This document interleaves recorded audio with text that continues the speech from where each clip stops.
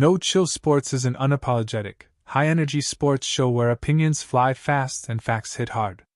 The views and opinions expressed on this program are solely those of the hosts and guests, and do not necessarily reflect those of any affiliated networks, sponsors, or partners. Content may include passionate debates, bold predictions, and unfiltered takes that some viewers may find intense or controversial. Listener discretion is advised. If you're looking for chill, this ain't the place.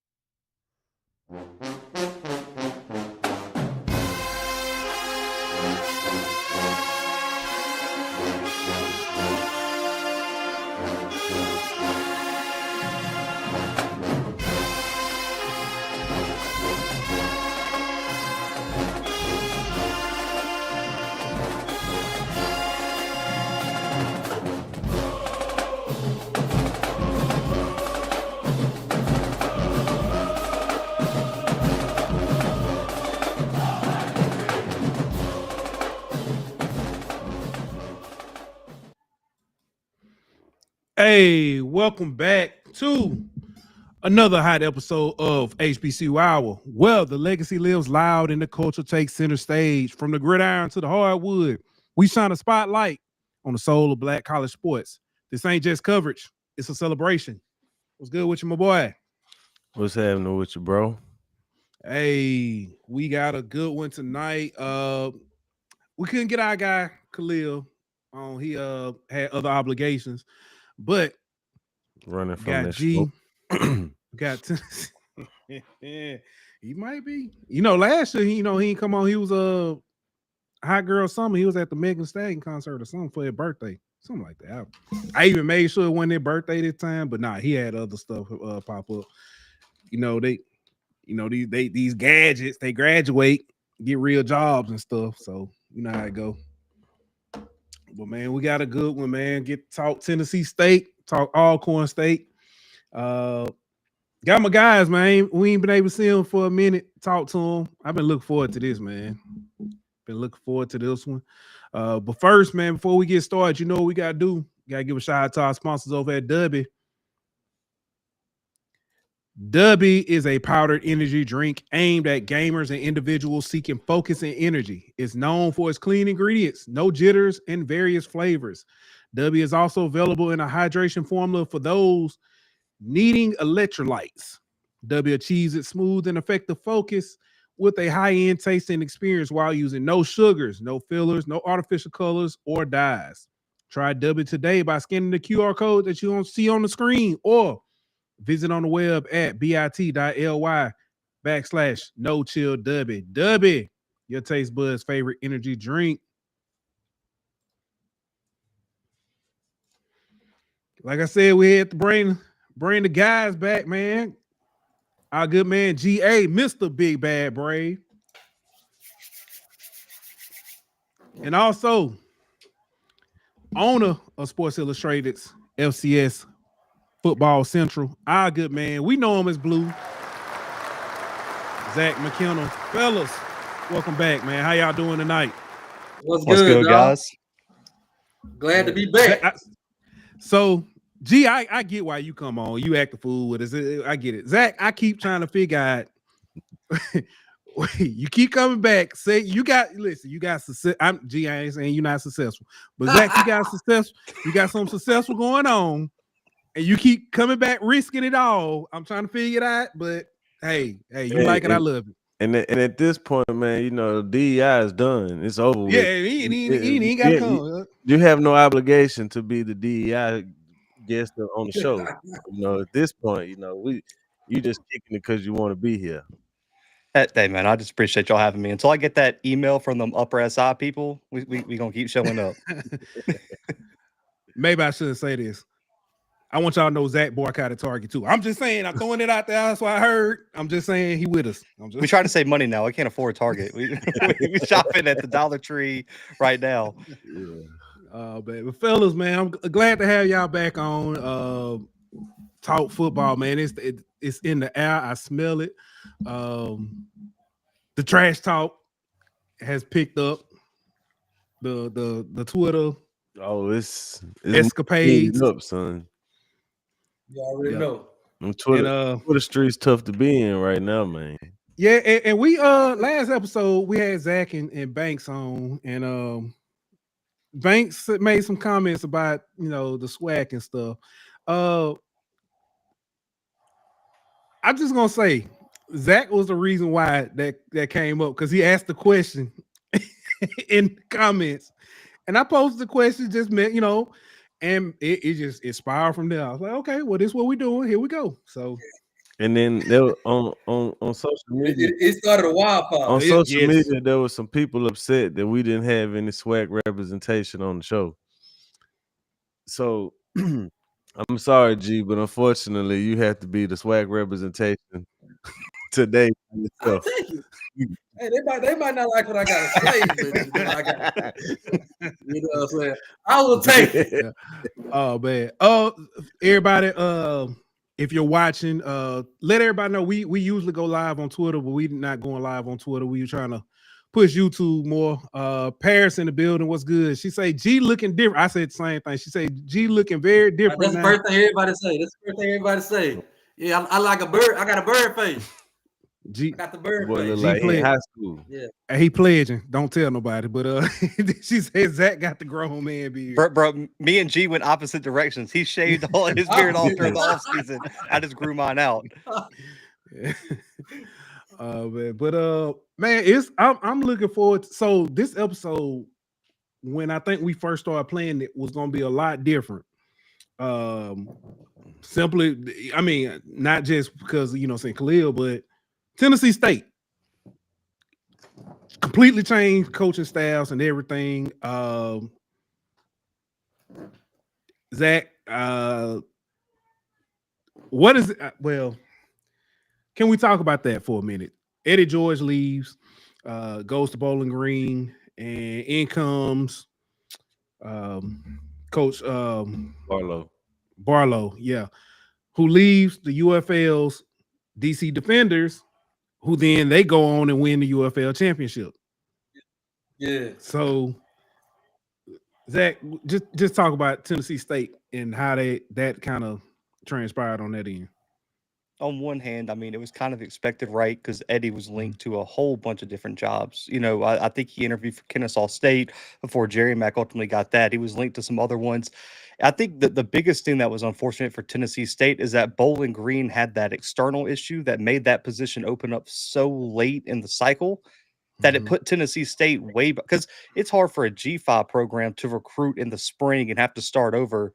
But for an underfunded FCS program, an HBCU, to have to start from ground zero after the portal window closed, I mean, what did you want them to do? And I just think that was the unfortunate part, because I think Tennessee State would be in a whole different place now if that coaching change happens in December rather than when it did. And I think they killed the hire, man. I think Barlow was the guy for the job. I know there was some talk. I would have loved to see Brandon Fisher step in, understand kind of the circumstances behind the scenes on why that didn't happen. But you look at the staff they put together. They bring in Barlow. Greg Williams is the defensive coordinator. They bring in Cedric Thornton, who's been around the SWAC and HBCU football in general.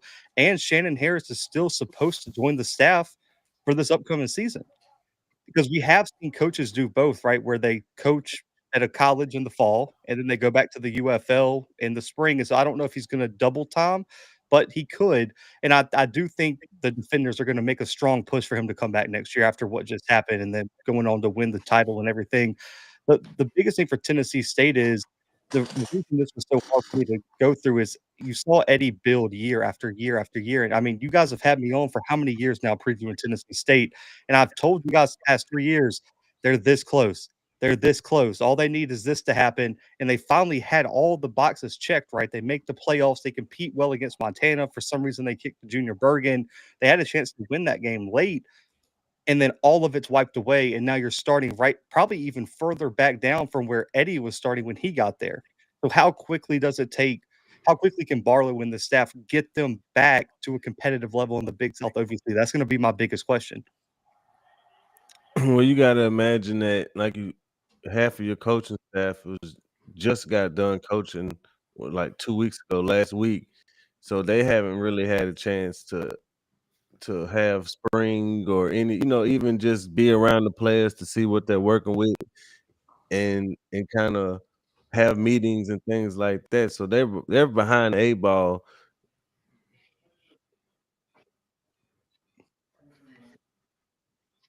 You know what I mean? To where you have to kind of readjust yourself to the college game. So I hope they don't fall completely off from where they were with Eddie George, but it's a tough task to imagine that you're gonna be back to where you were in 1 year, even with a good coaching staff. Oh man.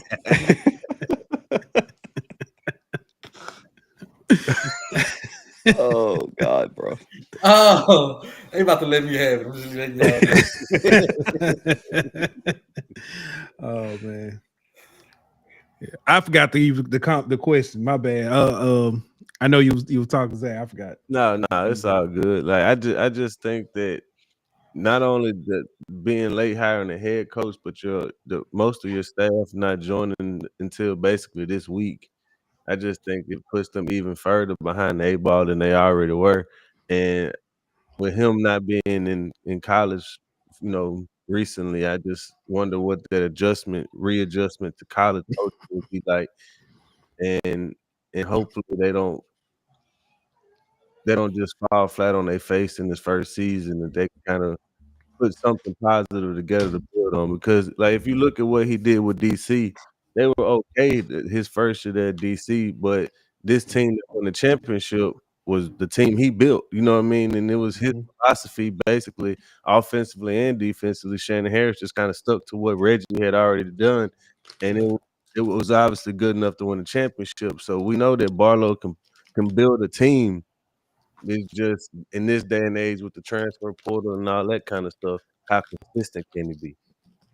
I mean, because the last time he was coaching at college football was 2021 at Virginia State. And then before that, like at the FCS level, it was 2014, 2013 A while ago. at Bama State. Yeah. And he was pretty good. Like, I mean, he didn't have losing. He didn't have a whole ton. He did pretty well at Bama State, I would say. But the problem is, how much has college football changed since 2014? Yeah. I mean, I wouldn't even graduate. I don't even think I graduated high school before 2014. So, I mean, how different is it now? And then also too, he came in like in the middle of spring practice. You remember his press conference was what, March 24th? Yeah. So they had a condensed spring, which means you didn't have a whole lot of time to practice with the team together, get the staff. And like you said, the most of the staff wasn't even there. How much did you improve in the spring practice compared to what some of these other first year head coaches have done? And you look at the Big South OVC. It's not a conference where you have a bunch of gimme wins, where you just think you can walk through people. And there's going to be some teams at the top that are really, really good next year. This was a conference that got 3 teams in the playoffs.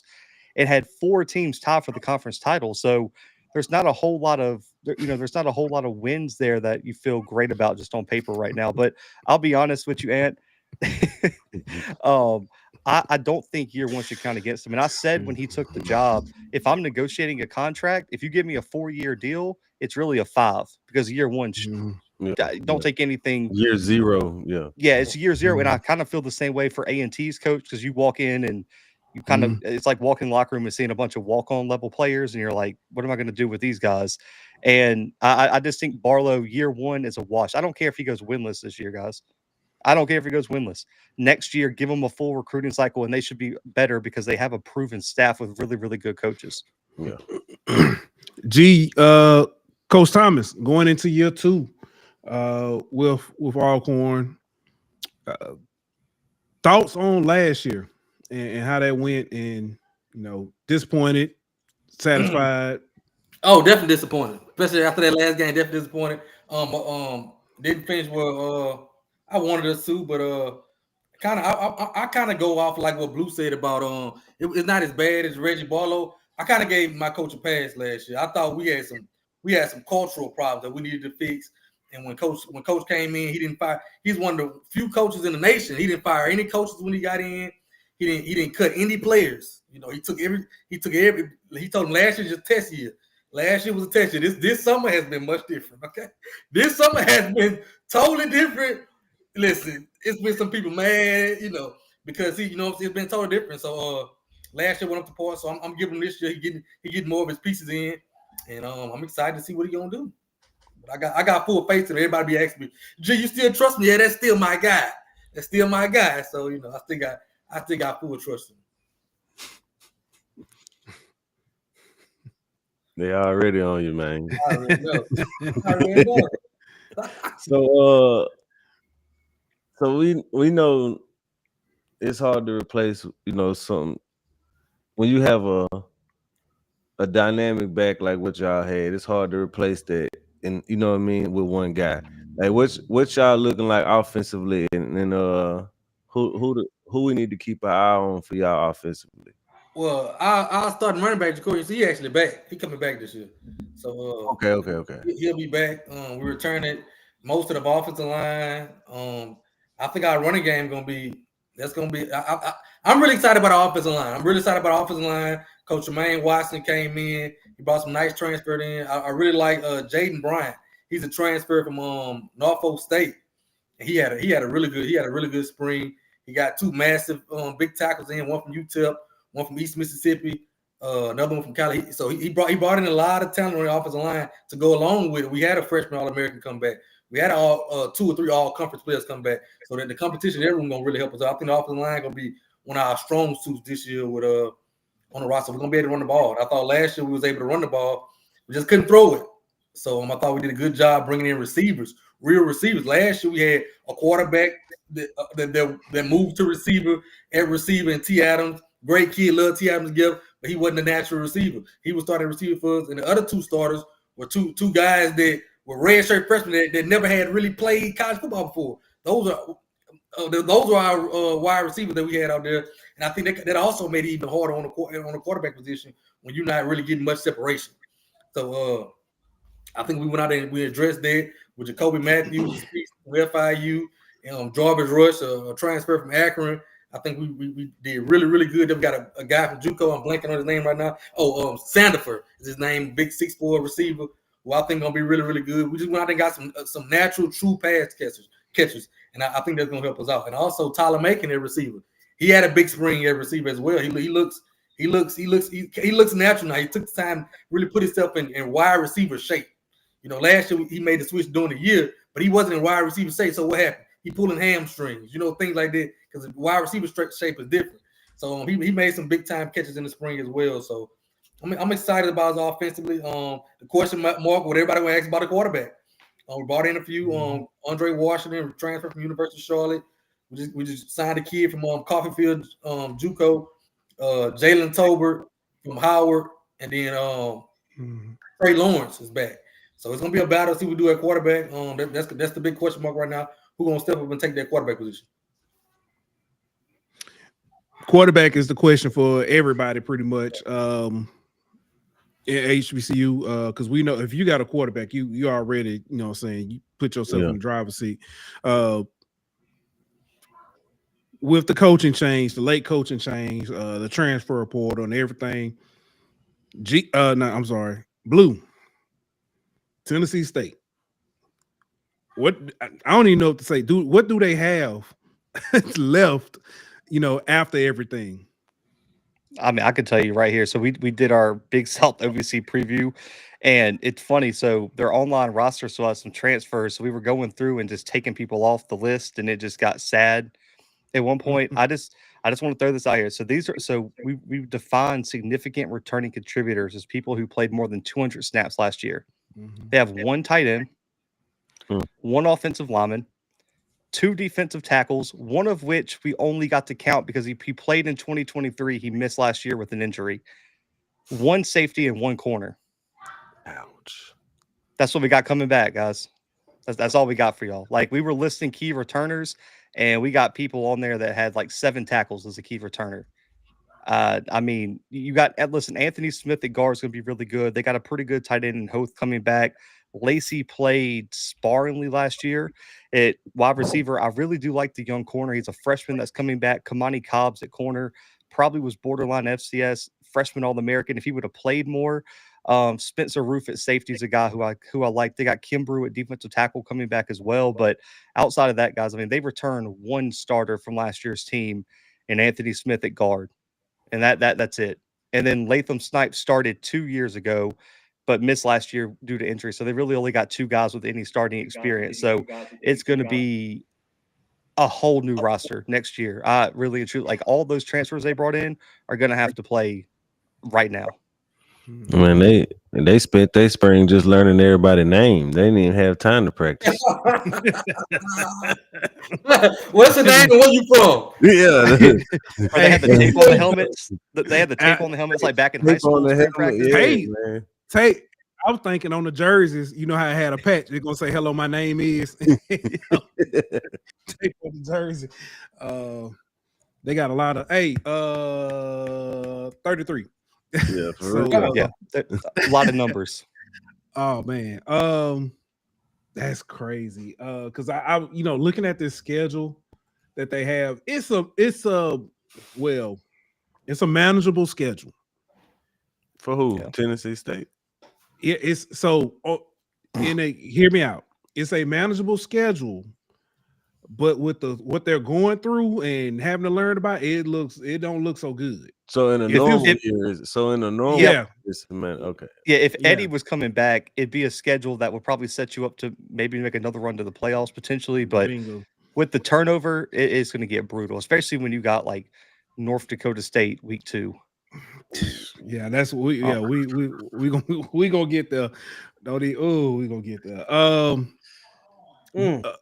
G, I know you just talked about, saying some areas of concern that you may still have for Alcorn. I go to quarterback and just defensive line. Who gonna step up? Replacing Malachi Bailey. You know what I'm saying? It's tough. It's tough to replace a kid like that. That's a 10+ sack guy for 3 years in a row in the SWAC. You know what I'm saying? That's extremely tough to replace in the SWAC. And we brought in some pieces. We got a transfer from Mississippi State. Got some good JUCO guys. We got some guys that I thought that we recruited out of high school that's taking the next step to develop to be ready. But they haven't did it yet. So it's tough to. My mantra this year is prove it. That's what we tell them. That's our MO this year. Prove it. So it's a lot of everybody saying, "Oh, I'm gonna do this year, G. I'm gonna do this this year." You gotta go prove it. You gotta go prove that you can replace Malachi Bailey. So that's my question mark right now is who's gonna step up and prove that they can replace Malachi Bailey? Who's gonna get after that passer? I think we got big on the defensive line. I think we'll still be good against the run. Who's gonna go out? Who's gonna rush and get that passer? Now the name I want to give you that I think, that's what I think is Gideon Spotsville. He played a 6'4" guy, big guy from Baton Rouge, Louisiana. Went to school on Southern Campus, so I love him because he went to school on Southern Campus. And he came to Alcorn, so he holds a special place in my heart. So so I think he's gonna be the name you look out for on the defensive line. Gideon Spotsville. He had a monster spring, cut his weight down. He played interior last year, but he really was too small. If you watched us last year, we were so small on the inside. His natural position is outside, so he's back outside, doing what he's good at. And Malachi told me this now. Malachi say he's gonna be the one, but you got to prove it to me. I ain't put my neck out there again this year. You got to prove it to me. So we got to prove it. I guess we gonna get to the. I was gonna say I would have said Zach, can you tell us about Tennessee State area concern? But everything. I mean everything. Yeah. Now I will say that they did do. I thought they did as well as they could in the portal with the given time that they had. Listen, Ravon Johnson from Alabama A&M defensive end was a 3-star kid who went to the Citadel. The military thing really didn't work out. Went to A&M for a year. Had a lot of playing experience there. Brendan Hell, a defensive back from Southern Utah, is a guy like Elijah Bivens from Townsend at linebacker. Their biggest one, Kendrick Rhymes from Southern at running back. That's an immediate starter that you should be able to get production out of. Like, he should be their leading contributor. But then a lot of the other guys don't have a whole lot of experience, but they have potential, right? They're FBS drop downs that just didn't work out at that level. Got a DB from a Kansas State, an offensive lineman from James Madison in Alabama, where if you're going to look at programs at the G5 and P4, they recruit offensive lines. So you would expect those guys to have something, right? And then also, I think Caleb McCreary. Now, I know people might not follow Alabama high school recruiting, but Caleb McCreary was a really, really good high school quarterback. I think he played like 4 or 5A football, went to the state title, real dual threat guy, went to Troy for a year. Didn't work out there. I think he could come in and compete. He's a young guy, still a redshirt freshman, but I think Caleb McCreary is an interesting option there at quarterback, depending on who all they bring in, right? Because I think losing Tevin Carter to PV was huge because Tevin Carter initially said he was staying and then hit the portal after, I think, a week or two after he said that. So they had to really just kind of fill all these positions so late in the cycle. And that's why I say give them another year of recruiting because they only had like 3-4 weeks to really fill out this roster. Yeah. McCreary, what high school did he go to? Oh, I gotta look that up. I don't remember off the top of my head. Let's see. That name sound familiar. Out of Montgomery Catholic Prep. Okay. Yeah, Montgomery so he Catholic, was yeah. he was like he was like, it was weird. He played quarterback but was named the back of the year finalist because he was so dual threat. He had like 9,000 yards passing, 125 touchdowns, and also rushed for almost 3,000 yards. He was like a 3-time All-State kid, 56-4 record while he was there. Damn. Yeah, that school stay loaded. But yep, it's about that time. G, unfortunately, you're gonna be the one lying because I know Zach ain't gonna lie on Tennessee State. So, I'm gonna let you, as long as y'all know, I'm a lie. Okay, be prepared. Yeah, they be cutting my big bad brains. I can know we going 0-12. Okay, But y'all going 12-0, huh? we going 12-0. We going 12-0. We going 12-0. I'm gonna lie. That's what I mean. That's what I'm put here to do. I'm put here to lie. So let's go. Let's do the line. all right, we're gonna start with Tennessee State. Oh man, and check out this schedule. Let's go get history over with, man. All right, they open up with North Carolina A&T. Okay, this is where I stand on this game real quick. It's funny. We just had our CAA preview. This is a possible for both teams, right? Whoever loses this game has a risk of not winning a game the rest of the year. Ouch. Like if A&T loses, man, I don't know what to tell you. If Tennessee State loses, it's like, man, that was probably your best opportunity to get one. And so this is a must win for either one. So I'm gonna call this a possible. Because I don't know about either team, man. Like, I mean, what am I gonna say? I can't pick if I don't know who's on the roster for either team. Look, they're gonna sell a whole bunch of programs that game because don't nobody know who on the roster. Everybody gonna be looking up the roster trying to see who number 87. That's a fact, including me. That's the one game I need a depth chart. Yeah. All right. North Dakota State. I don't even know if I even need to ask. Yeah, so they lost by 50 last year with a playoff team. You know how we skip FBS schools for the most part? Yeah. For the P4 schools and all of them. That's what we're gonna do on this. Yeah. Now this I like that they brought this series, the Legacy series, schools are hour and a half, hour 45 minutes apart. But they take on Alabama A&M and Tennessee. I don't like their chances in this one because I will say, despite the new, the coaching change, Shade has so much more talent that was there than Barlow did. So I'm gonna have to go with A&M in this one. All right. Then you got Tennessee Tech. Tennessee Tech has found a way to beat Tennessee State for the last few years when Tennessee Tech had no business being in this game. Tennessee Tech's my pick to win the conference this year. I think they have a chance to win 10 games. So I think this is going to be another loss. All right. East Illinois. Another possible. Because Eastern Illinois was really bad last year. So 2 years ago, they won 8 games. They lose their offensive coordinator, who eventually became a head coach elsewhere. Their offense took a massive step back. They only win, I think, 3-4 games last year. I'm gonna say this is another possible, which puts them at 1 win. Yeah. So, and this is what I was talking about earlier, and their first 4 games were all at home. And granted, you can't do nothing about the North Dakota State. You gonna take that wherever you at. But the other games, had they been, a little bit stronger team, I think so that would have set them up nice to at least be 3-1, 2-2. Yeah. SEMO. Yeah, let's just keep going. All right. Howard. I got this as a win. Not sold on Howard this year.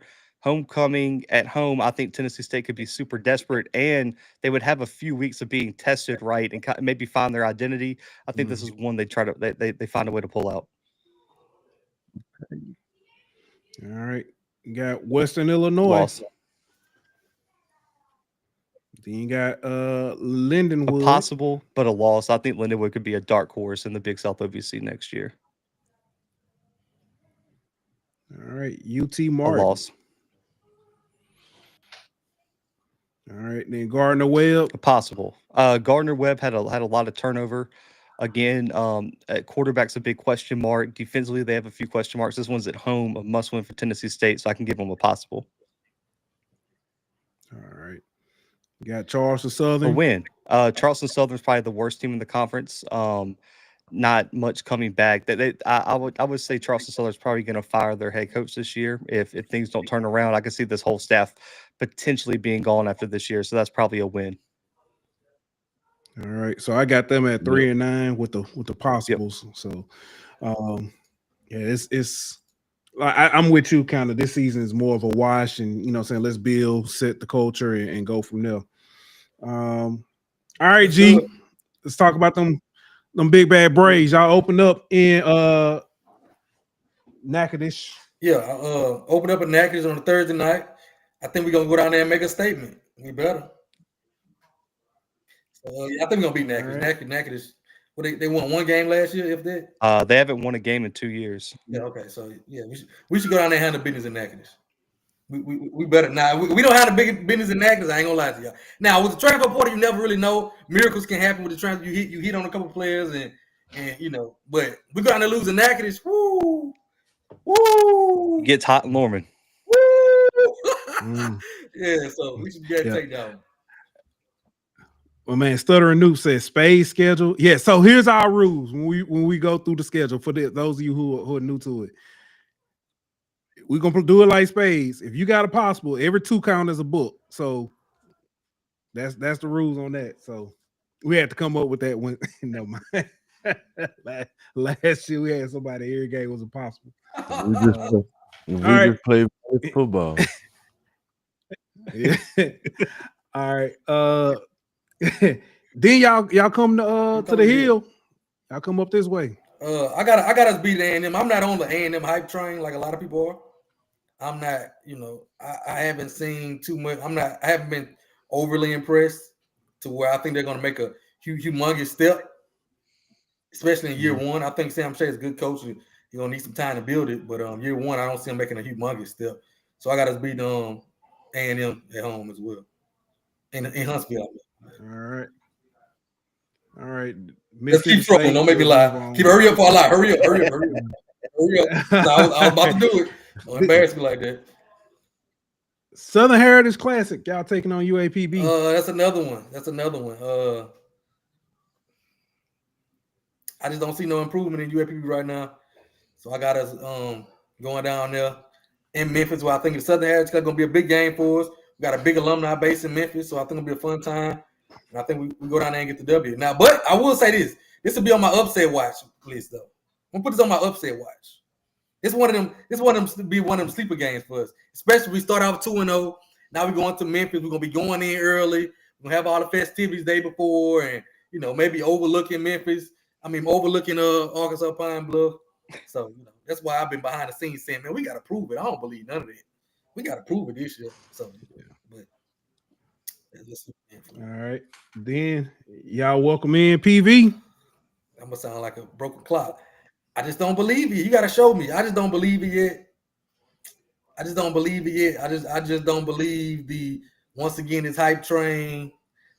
I just don't believe it, especially for a guy that's talking crazy. But when the last time he was in the SWAC, he got dominated. I just don't believe it yet. You got to show me. So I got us beating Prairie View at home as well. All right, Lincoln. We lose Lincoln. If we lose to Lincoln, fire everybody. I'll tell you that right now. I don't say that often. Yeah. Then y'all go down to Bragg, Going to Tallahassee to take on FAMU. Now this gonna be a tough one going down in it's their homecoming going down to Bragg. So give me that possible right here. All right. Valley at home. Valley going Valley. That's another one. We go down there and lose the Valley. Man, it's gonna get hot. It's gonna get hot on the reservation. It's gonna get hot on the reservation. I might get fired. They so mad at me. They swear to God I hired the coach. So I'm gonna get fired. We go down there and lose the Valley. They ain't gonna listen to me no more. So we gotta go beat Valley. I got us beating Valley at home. All right. Texas Southern. Now a lot of people this Texas Southern team, a lot of people think they could be a dark horse. I just would say I think they'll be a dark horse. I got us beating them in a close one. I think it's another one of them games that could possibly be a trap game. You know how they did us a few years back, so I ain't disrespecting Texas Southern no more. So never again will I disrespect Texas Southern. So I got this is another possible trap game. We go to Texas Southern, we win by 3. We squeak out of there. All right. Then you got Southern at home. Now, let me tell y'all something. Let me tell you. I think Southern gonna surprise a lot of people. I think Southern is gonna shock a lot of people. Right? They got Terrence Graves, Big Mac down there. I think Southern gonna surprise a lot of people. I gotta win in 3 games. We gonna beat them just like we beat them last time. We gonna beat them just like we beat them last time when they came to the yard. Okay, I gotta win in 3 games this year. We're gonna beat them just like we beat them last time they came to the yard. That's how we gonna do them. Okay. Y'all know I ain't giving Southern nothing. Y'all know I ain't giving Southern nothing. I ain't giving Southern. We had 70 yards passing last year, and it took all they had to beat us last year. We had 70 yards, a college football team. I could got on the radio and said a high school, an elementary school team can throw for more than 70 yards in one game. And we gave them all they had. 70 yards. You know, so I got us being better than that. So we're gonna beat them. And they gotta come to the reservation. We own one. So yeah. Next up. Yeah. 41-7. All right. There y'all got Graham at home.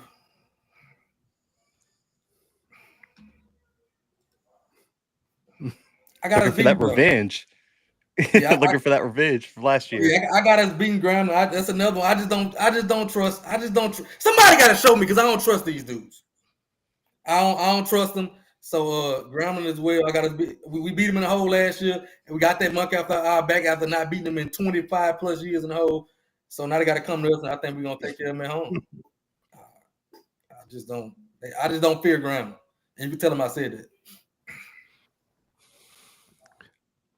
And last up, this the one I Soul Bowl. Soul Bowl. Here we go. I'm gonna give them their respect. After they beat us last year like that, I ain't finna do it. I'm all about proving it. Now it's probably gonna change. I'm gonna be on a couple more shows, so I'm probably not gonna be as humble on the next time you hear me. So this probably about you probably have to say, "Geez, just say it last week," but. Because this don't even feel right. What I'm finna say don't even feel right. So I'm probably gonna talk myself out of this. But I'm gonna give it to Jackson until we prove we can do it. Give it to Jackson. They gotta prove it. They gotta prove it. That's what we gotta do this year. We gotta prove it. But they ain't they ain't what they think they is and all that. You know, they think they on there talking about they gonna beat Southern Miss. Delusion. But I'm gonna be quiet. I'm gonna be quiet, boys. You know. You don't think they could be Southern Miss? Hell no. No, they not. Listen, they don't have a quarterback play. In my opinion, they don't have a quarterback play. And this is a bad Southern Miss team. This won't be a great Southern Miss team. I still don't think they'll beat them. It's tough. It's tough to beat those teams. I don't know. It's tough. You know, it's tough. It ain't like they dominated a great SWAC last year. You know, so I just don't believe it. All right. That was a lot of wins. I didn't keep count, but that felt like 10-2. I counted 10-2. That boy. G, am I wrong? Is my math wrong? 9-3. 9-3. Okay, because I know he had some.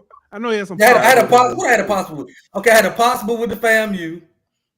Was the UAPB an upset alert? I said an upset alert. Is that a possible? Yeah, you said upset alert for UAPB and Texas Southern, and I think you said a possible with Grambling.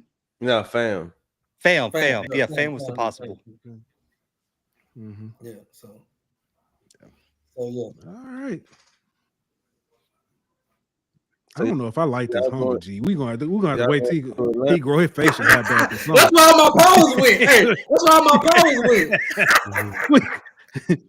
Isn't it hilarious? You said I wish G wasn't humble, and we just said we were going 10-2. If it's 12-0, that's how you know. That's how you know I'm bad. That's how you know I'm bad. Because that 10-2, 9-3 is humble. That's what me sending a message to my guys that we gotta prove it. I've been running around all summer saying I don't believe nothing you gotta say. Prove it to me, and I get right on here and say 9-2, 8-3. I got it bad. Yeah, I got it. So who y'all gonna play in the SWAC championship then? I say Jackson. Somebody said your defense is gone. You say 9-3. Oh, just some breaking news. I ain't gonna tell y'all who, but we just got a big time commitment from an all conference FCS player. I'm talking about a HBCU Legacy Bowl type kid. Yeah, I ain't gonna tell his story for him. I'm gonna let him announce it. Then I'm gonna talk a little bit more. But we just got to, on the defense side of the ball. So we'll see. They gotta prove it though. All this talking, I don't believe nothing. You gotta prove it. G said when Tremaine Jackson said Atlanta was the home of the purple and gold, he meant Alcorn. That's what he actually was thinking about. Tremaine Jackson was thinking Alcorn. He just didn't want to say it. Yeah, he didn't want to say it. So let me ask you this. I know you say 9-3. Mm-hmm. What will you be acceptable? Like, what is acceptable to you next year? Conference title. We can't lose the West again. I don't see nothing over there. It'd be different if we was on the East and you got a good FAMU, a good Jackson State, and we lose that. Okay, let's keep building. But losing the West again, that'll be a big disappointment because I don't see nothing over there. I just don't see it. And like I said, with this transfer portal, there are surprises every year. You know what I'm saying? You got Southern people bragging about, oh, we beat y'all last year. We had a quarterback that threw for 65 yards against y'all. We're one-dimensional. And we took you to your break at home, at your homecoming. I don't see us being worse than that offensively. I don't see it getting no worse. Red shirt freshmen receivers. Like, I don't see it getting worse. I see us getting better. So all right. So I'm gonna ask y'all, and Zach, I know this. I lean is more towards you because I know you actually keep up with more of this side. We've talked about the SWAC and who could possibly represent. Who do you think is going to represent in the MEAC in the Celebration Bowl? I don't think it's even going to be close. Really? Me personally, I think Central walks through the MEAC next year, and I don't even know if they have a close game. Oh, I was gonna say Zach. I was gonna say South Carolina State. You did.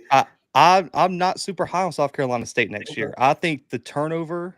Now listen, I do think Stubblefield is really, really good, and like the unknown for him and like the ceiling on how we can grow could make this prediction completely wrong, and they could push Central. I just think Central's got way too much coming back to not pick them. Like I'm looking at the roster they have coming back right now, and so they have 14 defensive players that played 100+ snaps last year, and they have 13 offensive players that played 100+ snaps last year, plus a returning quarterback, return multiple starters on the offensive line, and defensively they return most of the front seven and some key pieces in the secondary. I think Central, like I don't love to put way too it's because it's June, right? I don't like to say this about coaches, but Trey Oliver's a hell of a coach, and he knows this. And I would tell him this to his face because I'll see him at MEAC Media Day. If he doesn't win it this year, I don't know what the excuse is. Like it's a win it all or a major disappointment for Central, in my opinion. So what you're saying is that first game of the year, you got it being a massacre. Yeah, I don't think Southern has a shot against Central week one. I love it. Dave said he'll donate to whatever school that stopped the Buzzards from winning. Let me ask y'all this. I'll start with you, Blue. Most important game on the schedule next year for Tennessee State. It's that week. It's week 1, North Carolina A&T. If you lose that A&T game, I really do find it hard to point out where the other win comes. Maybe Charleston Southern. What was that? The last week of the season? Yeah. Maybe Eastern Illinois. But if you don't beat A&T week 1, I just don't know what the trajectory, especially with you lose to A&T and then you have to get your team fired up for North Dakota State coming in town. What is that going to look like? And North Dakota State is going to obviously be looking to make a point out of conference, right? Because they run it up on everybody if they can. I just don't see how that goes well for Tennessee State. If you lose week 1, then you lose to North Dakota State, and then you got to go into Alabama A&M 0-2, fighting to not go 0-3, and then you got Tennessee Tech, who is by far the favorite to win the conference next year. You're staring 0-4 in the face. So week 1 is a must-win for Tennessee State. G, same question for you. I got to piggyback off what Blue said. Week 1 for us. We got a lot to prove. Because the narrative is like we went 3-8 last year. You know what I'm saying? And I think even with our fans, this ain't nobody. Even with our fans, and I think a lot of it because how we lost our last game, and rightfully so. We got blew out like that, so a lot of that goes there. But I think we were a decent team. We were 6-6 last year. Lost 2 games on the final possession of the game. Right there, a couple plays away from being 8-4 or whatever. You know what I'm saying? So we were right there from being a championship game. But the narrative is, gee, y'all going 3-9. Y'all going 3-9. We also returned a lot of on offense. I was starting running back. A lot of offensive line. You know what I'm saying? A linebacker core. Our secondary. We also return a lot. You know what I'm saying? And we're gonna be worse in a lot of people's eyes instead of getting better. So that first game gonna have a lot of. And I'm talking about our fans too. This is not just SWAC fans. Our fans are like, okay, you know. So that first game gonna be really, really, really, really important. We go down there and lose that. I'm telling you, it's gonna be hot and Norman. It's gonna be hot and Norman. My phone gonna be ringing off the hook. So that first game, and I also gotta say, I think got to be convincing. I think I go down there and dominate. So yeah.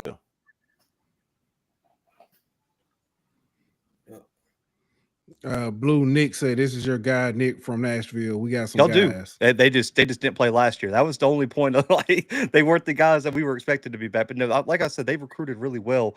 And also too, I just think Tennessee State has a chance to have a bunch of freshmen All-American because they're going to have to play some freshmen at some key spots. And also too, all their transfers are going to have to hit. That's going to be the biggest thing.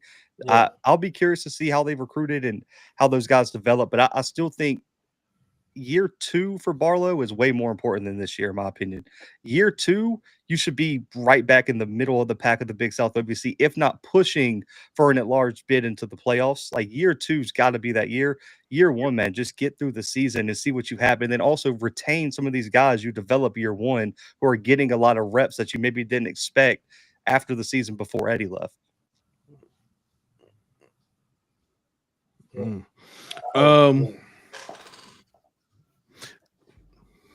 Trying to think what's the let me ask this. We've asked everybody this one too. 7 new coaches in FCS or HBCU, shall I say. Alabama A&M, Prairie View, Tennessee State, what's the other one? North Carolina A&T, Norfolk, and Delaware State. Which coach do y'all see having the most success in year 1? Good question.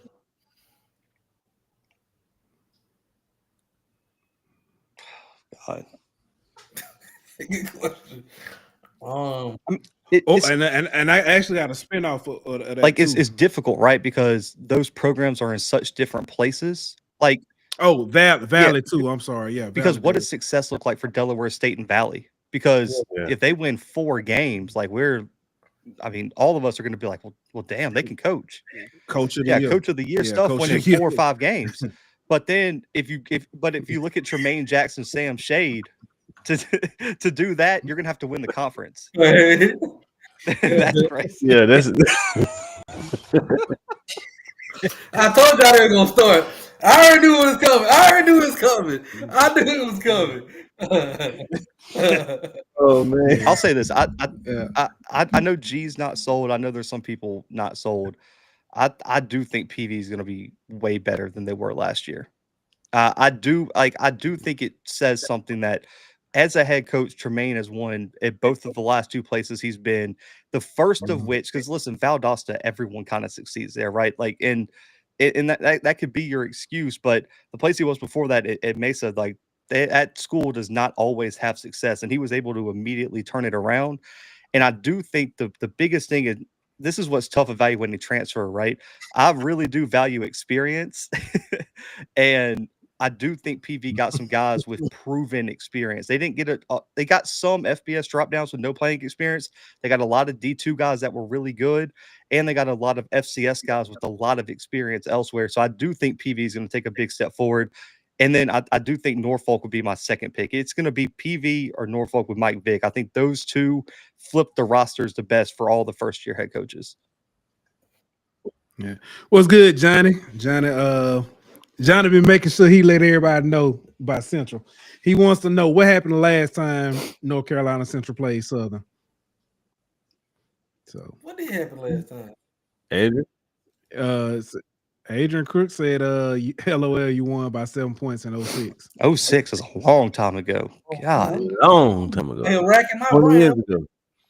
I was just thinking, I was like, they haven't played recently. Yeah, that's what I was trying to think. That's why I called on Adrian, because I had no idea. Yeah.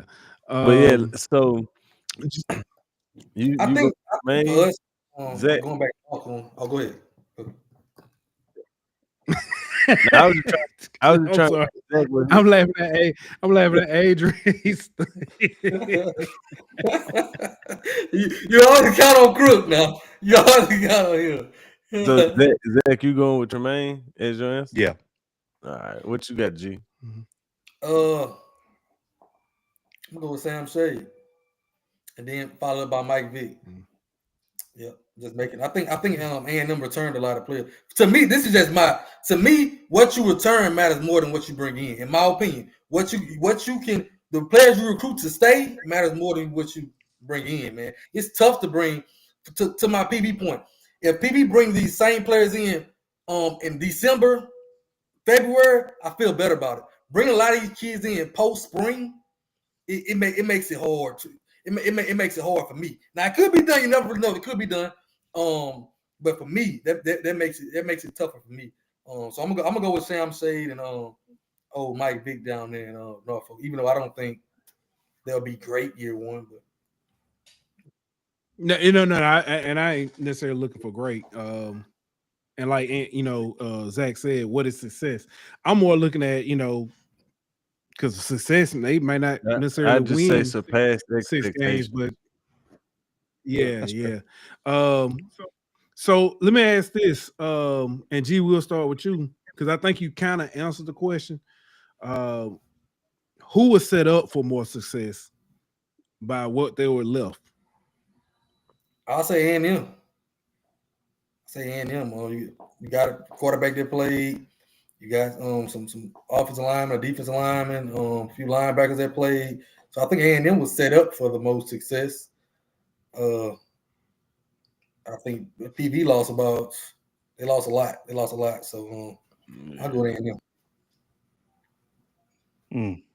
Zach, what about you? Yeah, probably A&M. I think them or Norfolk, like because Norfolk brought in a lot of transfers, but defensively they brought back a lot of guys that played. There's obviously the kids that they recruit are from that area for the most part, very local recruiting. And of course, they would want to play for Mike Vick. And if they were good enough to stay, if you're Vick, why wouldn't you keep them? That way you don't have as much turnover. Because I think with Tremaine, the only reason that I'd give him a little bit of a pass for flipping the roster, if your roster sucked, I don't want those players back. Like, I don't think continuity, if for bad players, is a good thing. So, I don't blame him for letting some of those kids go because PV was not good last year in multiple positions. And I think they needed to flip a few different positions. And I think they did that. But I would say continuity, A&M or Norfolk, because I do think Norfolk's defense is getting a bit overlooked with how much returning talent they have. And I think that's why they could be the team that emerges as number 2 behind Central. Yeah. All right. Johnny says, when was the last time Southern beat JSU football? That's tough. Hey, Crook, he throwing them super chats. I'm gonna keep reading them. I'm gonna keep. It was spring year. Yeah, it was the COVID season. Jamon says Southern is G second team. First of all, I don't have a second team, and if I did have a second team, okay, if I just had to have a second team, okay, trust me, it ain't gonna be Southern, okay. It might be it'll be Jackson for Southern, and I can't stand them either. They stink. G said his second. G said his second team is Alcorn Scout team. That's his second team. It's Alcorn and Alcorn Scout team. Oh man, y'all funny. Y'all are hilarious. Zach, I hadn't had a chance to talk to you specifically about this. And maybe I should wait on this, but I'm gonna go ahead and ask. With everything happening with the revenue sharing, schools opting in, how do you foresee this impacting HBCUs, FCS? Okay, so I actually don't think it's going to impact FCS as much as people are kind of hyping it up to be. And I do think it kind of stems from people who haven't played college football or been around it and know how scholarships really work. Because there's not a school in the FCS, including the Dakota States, that can fund 105 full scholarships and fund full. Because if you fund full scholarships, 105 full, like everything's covered, you have to then fund however many scholarships you added to other sports because of Title IX in women's sports. Nobody in the FCS is doing that. What's happening is, and a lot of people didn't know this, everyone just thought it was 63 scholarships. So you just had 63 players on a roster, and that's not what was happening in the FCS. What was really happening is the rule was 63 scholarships spread over 85 players at the FCS level. So what was really happening, and G, you're around Alcorn's program, so you would know this, like Alcorn had way more than 63 players on campus that were receiving something. Yeah. Whether it was a partial, whether it was a Pell Grant, whether it was whatever they were giving them. And so what's really happening is the FCS programs are able to stretch that scholarship money to more people and spread it out and be more creative by putting more people on some sort of money, right? Whether it's that grant, whether it's cost of tuition, whether it's a half scholarship or a quarter, whatever it may be. And that's where you're going to see FCS programs be more creative. Now, I do think there's a few programs that can fund 85 full if they really, really wanted to. I don't know if it's going to happen this year, though, because of how quick the turnaround was, right? Because you got to get that money from somewhere. So where are you getting this extra money to have 20 extra full scholarships in less than 2 months? Don't know if many people are going to be doing that. But next year, there's going to be some FCS programs that have 70 to 85 full, and then a bunch of partials. And there's an HBCU in the MEAC that was carrying 107 players last year, including their walk-ons. So this isn't a new thing. All it does is allow schools to be a little bit more creative with the money. The biggest impact I think this House settlement is going to have on FCS programs is that check they got to send in terms of paying the back payments, right? And the good thing is a lot of the conferences are stepping up, and that's why you see a lot of conferences opting in as a whole. The conference is going to help offset some of that cost for the schools, because we know there's a lot of schools' budgets that are not much more than what they got to pay every year, and you would just wipe out an athletic department budget by having to pay back the settlement year after year. The conferences are going to take some of the pressure off the schools to pay that back. And so I really do think all it's going to do is help FCS programs be a bit more creative. Then also, too, with the FBS having roster cuts eventually coming, you're going to see a bigger reliance on the transfer portal. I think FCS programs are going to be able to gather up a little bit of this extra money and make a run at a 3-star who might have been coming out of high school that was overlooked in the process. And we've seen this happen more and more often recently. You're going to have more money to offer that kid. So maybe you can convince a lower 4-star who might not fit into the rotation year one to come to Alcorn for a year or two. or come to whatever school you want to say. And I think what it's going to do is offer more flexibility in recruiting as well, especially as we see more and more kids hit the portal, and there's more and more high school / JUCO players or even D2, D3 transfers trying to come up that are left without a home. The FCS programs should have more flexibility to take advantage of that.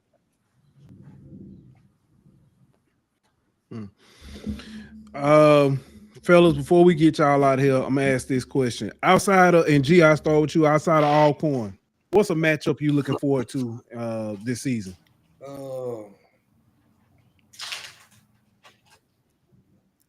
I want to see that Jack State FAMU because I'm interested in what FAMU has this year. I mentioned this is what's the coach name? Coach. I'm missing Cozy. This is second year, kind of like our coach, Coach T. This is Cozy's second year, so I'm interested to see. He's brought in some players. I'm interested to see, him having more footprint on that team going against Jackson. Jackson has to go to Bragg, so I think it's gonna be an interesting game. So Jackson against FAMU. They like two sisters always bickering and fighting with each other on Twitter all day. They're like two big ladies. Excuse my language. They're like two big ladies fighting over the last ice cream. That's Jack State FAMU. They two big old wide hips, big ladies fighting over the last piece of ice cream. Like every day is something. Like there's something. So I'm ready for them to get in the middle of the field and slap box with each other. Let's see. Yeah, I'm clipping that. All right. Zach, what about you? I think there's two of them. I do think it's a FAMU game. I don't think it's a Jackson game because we get to see that every year. I think it's Central going down to Bragg. Mm-hmm.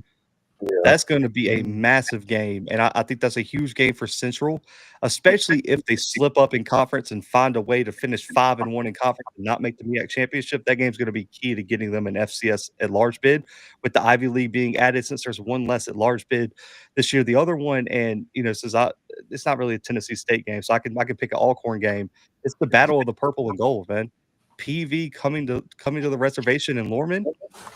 There's a chance that game can look back on as the potential SWAC West decider. And it was a few years ago. If you remember, it was early in the season, and before Alcorn lost to Texas Southern, like that PV game in the rain cost Alcorn a chance to go to the SWAC championship. And it was like week 2. Was it 2 or 3? It was real early in the season. It was our first SWAC game. I know that. Yeah.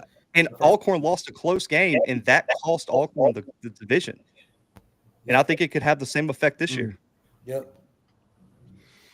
All right. Stuttering Noops asks, what about the extra game in FCS in 2026 and going forward? It. And so it's kind of twofold, right? You're seeing, so the Southland Conference, the Patriot League, and I think there's one more FCS conference. They're expanding to 9 conference games in a year.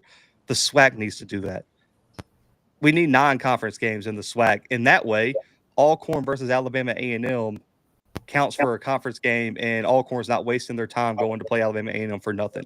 Yep. Southern doesn't have to go play Valley week 1 for nothing. We can keep some of these protected rivalries where Southern doesn't have to fall off of Jackson's schedule, which is stupid anyway, that's how it works. And so that way it allows some of these bigger conferences more flexibility to keep their conference scheduling. I would say protect the rivalries a bit better. So I'm hoping the SWAC is the next conference to go 9 games, but also too, it allows us to move our week 1 to week 0, which allows the whole FCS and HBCUs more television spots to take advantage of, because ABC is looking for a game, ESPN is looking for games, ESPN2, all these other media partners. Next year, there's only 2 week 0 games for the FBS. It's that Ireland game, and I don't remember who plays in it, and then it's the annual. Then it's Hawaii. Go ahead. Yeah, and then the other one's Hawaii, because Hawaii always plays week 0. It's Kansas State, Iowa State. Okay, so only 2 week 0 games so far. So you have 2 slots, filled with FBS games, but then you got the SWAC MEAC Challenge FCS kickoff, and now it's not just those 2 games. It's all these other out-of-conference games where I do think it allows more out-of-conference flexibility. So maybe you do get 2 big FCS brands, and that can be on ESPN2 that week since there's nothing else going on. There's only 2 FBS games. So I love the change, and that's what week 0 used to be. It used to be FCS and HBCU's ability to be on national television in front of the world, and FBS has slowly encroached upon that. I'm hoping FCS can reclaim week 0 because that was really our time to shine before the P4 FBS season really started. Yeah, it's 4 games. Week 0. You got FBS wise. You got Iowa State, Kansas State, Fresno State, Kansas, Sam Houston, Western Kentucky, and then Stanford at Hawaii. So, I mean, it's none of them are exciting, but that is football. So, I mean, people to watch. Farmageddon is exciting, sir. Yeah. And you can play on Thursday now too. Now that's the official week 1, teams can play on August 27th next year, which is a Thursday night. So that gives you even more flexibility. Can you imagine being able to flex a game to Thursday night, 27th, have the entire country, the whole slate wiped out, and you get to start your game by yourself? It's gonna allow way more out of conference flexibility and TV options for these FCS schools. And I am hoping the SWAC moves to a 9-game scheduling, and maybe on week 0 we can get more than one SWAC MEAC challenge. We can have a handful of home and home series where maybe here's just my idea, and I've said it for a while, and I don't care if people don't like it. This is just my thought. The SWAC MEAC challenge every year should be the Celebration Bowl rematch. That should be the game in Atlanta. Like nobody, no offense, like Southern Central's kind of fun, but did anybody care about Alabama State Howard a few years ago? Who wanted to watch that game? No, nobody. And then we had to stay there till 4:00 in the morning because they had 19 rain delays. That should be the Celebration Bowl rematch. Like, how much more excited would y'all be if it was South Carolina State Jackson this year? Yeah, that'll be And then you can have other SWAC MEAC matchups home and home where Alcorn plays Morgan home and home, right? 1 year, or Southern plays Central home and home. How much more excited would people be for Central versus Southern in Baton Rouge? Yeah. Week 1. Hold on, Wayne.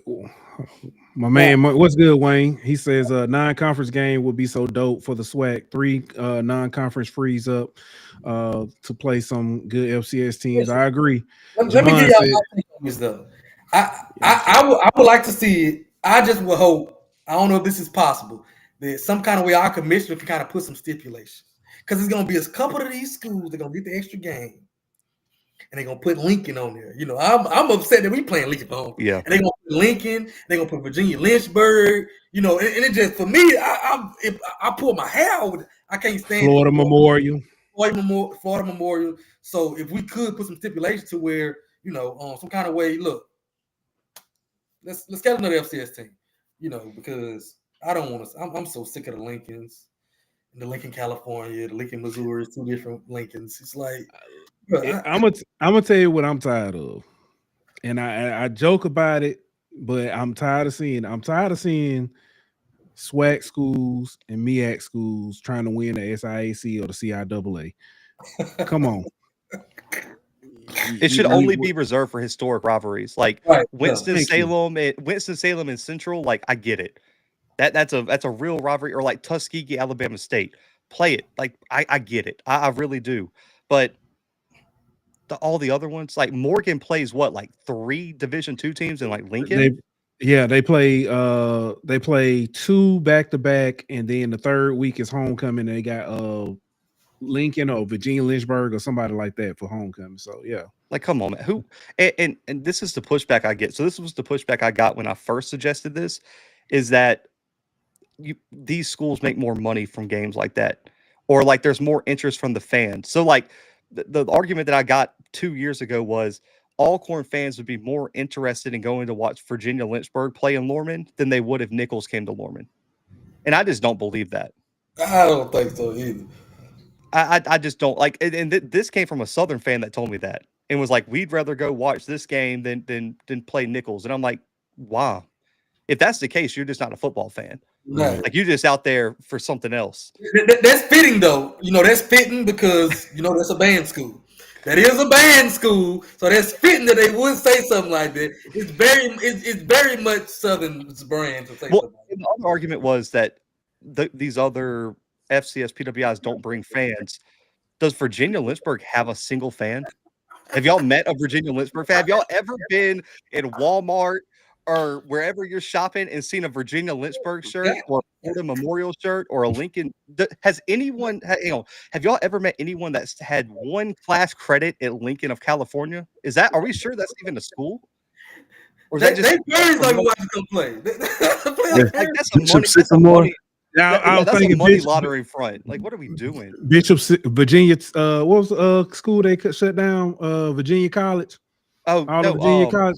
yeah, it's like I forgot what it was. It was something Baptist, wasn't it? Or because PV had them scheduled for homecoming, and when the school got shut down, PV had to go schedule another team. They got all these ICDC college on the schedule. Like, we got to embrace. Like, I don't care how many fans another school brings. Like, if I'm an Alcorn fan, I want the whole stadium to be Alcorn fans. I don't care if the school we're playing brings a single fan. I don't care. I really don't. Like, I want the whole stadium to be our fans. If I'm Jackson, I want however many thousand of Jackson State fans. I don't care. Like, if I'm a Jackson fan, I don't care if Alcorn brings a single fan. Y'all don't show up. It don't matter. That's a better home field for us. Right, for us. Yeah. Yeah, that's true. Jamon asked about bring up Wayne. We reached out to what's called it. The schedules ain't lined up. We gonna get Wayne, hit us up, man, so we can get A&M on here. North American University. Shout out to Wild Wayne and Ronaldo in the chat. Wayne, my guy Wayne. North American, yeah, buddy. Bro, they lost like 96-0 to Stephen F. Austin last year, and Stephen F. Austin didn't even play their full players, but like 2 quarters. It was something stupid like that. Some Bishop Sycamore stuff, man. Yeah. Sad. Man, fellas, before we get ready to get up out of here, as always, man, thank y'all so much for coming through. Gracing us with your presence. I always count on you. G, you coming to this media day? Oh, you don't know. I don't know yet. I'm still trying to get there. I don't know. I don't want to say I'm coming, but I got my credentials. Well, I did my stuff for my credentials. So all right. Yeah. Zach went sneak off to get chicken with me last year. He made me stay over there and work. So, but nah, man. Before y'all get ready to go, man, tell the people where they can find you and all that good stuff. Mr. Big Bad Brave, Mr. I Got Something to Say. Find me on Swacking the Food, the Golden Ham Review. We cover Alcorn State athletics. Swacking the Food anywhere on all platforms. The Golden Ham Review on Twitter and Facebook, Instagram. Soon. All right, Zach. Yeah, the Blue Bloods on all podcast streaming platforms. We haven't been on YouTube lately, man. Me and Coach Fred have been taking a break, trying to relax a little bit in this offseason, man. But we're going to launch back in about 2 weeks here, covering all things HBCU. We got some news shows dropping for the football season, so we'll be way more active this year. Also, FCS Football Central on si.com/college/FCS.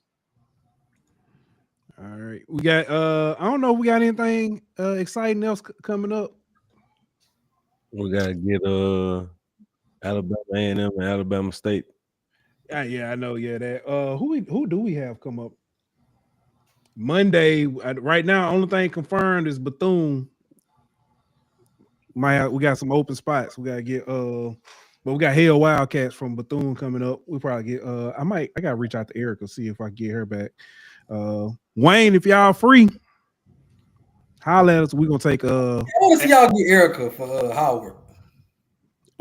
She come on. So she usually come on with Banks and Josh, but she was out of town. Okay. So yeah. With the story time today also. Oh my goodness. So you know what's funny? Bro. You know what's funny, G? I ain't gonna say I'm worried about Erica being on there with them, because Erica kind of quiet, but she got on there and shut everybody down. It was like she be throwing them haymakers now. Hey, she be throwing them haymakers now.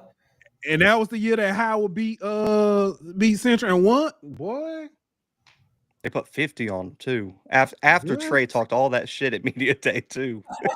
it was Bro, I give Trey credit though. The one thing, if you're gonna talk shit, you got to talk shit when you win and lose. Mm-hmm. Trey didn't back down after the game either. Trey was right back to it the next week talking crazy. So I give Trey his credit, because a lot of coaches, you wouldn't have heard from some coaches in the MEAC or SWAC for months after losing like that. Minor. Oh wow.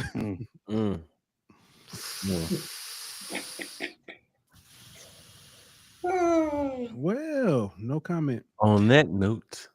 All right. We'll be back Monday.